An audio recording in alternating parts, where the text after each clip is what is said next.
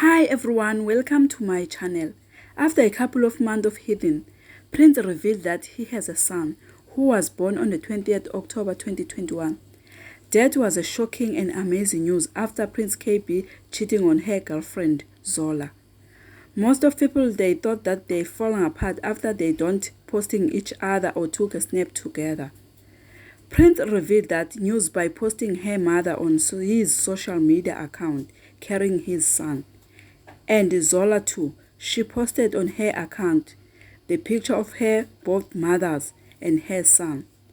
Prince admitted that he was cheating on his girlfriend and he also apologizes to her and his mother. Prince told the publication that he is very grateful to meet Zola, who changed his life. Zola told Daddy Son that she is trying to balance motherhood with work. She said, "Motherhood is amazing, but it's also challenging. I've been working hard to make sure that I balance motherhood and my career. I want to remain as ambitious as I was and reach my goals.